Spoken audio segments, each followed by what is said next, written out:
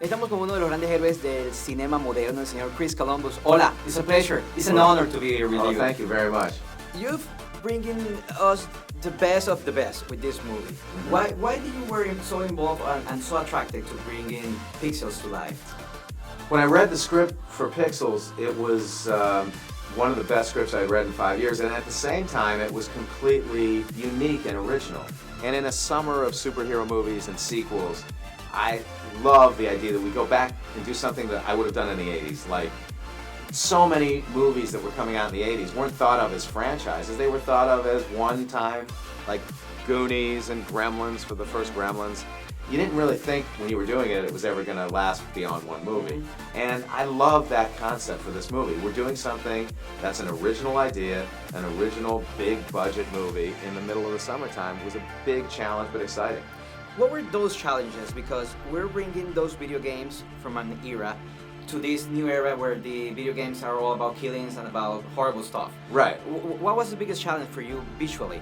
Visually, to create, because the visual effects films I've worked on in the past have always been based on some version of reality, whether it's dragons with realistic skin or robots.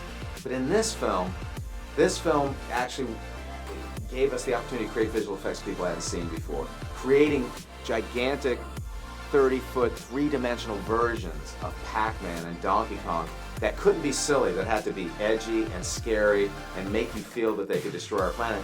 Yet at the same time, the destruction they caused are these pixelized, voxelized versions of things you've never seen.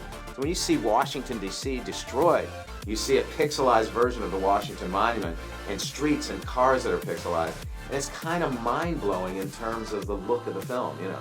And when you're directing this movie, you have part of this movie that is going to be done later. On set, is that difficult to bring that idea to your mind and your actors? Like, this is going to happen, this is going to be here. How's the process? The process is storyboards first, and then we do animated versions of the sequences. Exactly the way I'll shoot it, with the exact lenses I'll use to shoot it.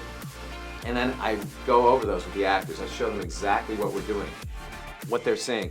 They're fairly sophisticated animation. I mean, in the 80s, these animatronic storyboards would have been on a Saturday morning cartoon. So the actors know what they're doing, and then we go as far as we'll put a tennis ball on a stick. Yeah. Josh Gad was being chased by a golf cart with yellow lights on it to resemble Pac-Man. So whatever we can do to give the actors some connection to reality. Did you have a say on which video games to put on the movie, or that was very hard to get those rights? Well, when I got the script, because they had been working on the script for quite some time, Pac-Man and Centipede were sort of locked in, the rights. You know, we just had to, we dealt with all the game creators, we showed them the animatics and the storyboards and got them on board. And, you know, these are very cherished, loved game characters, so we wanted them to know that we were treating them with respect.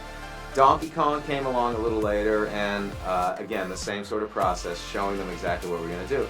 And I felt that the games that we got were the iconic games of the 80s. You know, we have the greatest hits. I feel very fortunate that we got those games. Those guys, they were saying that you are the magic of this movie, so we can't wait to see it. Oh, thank you very much.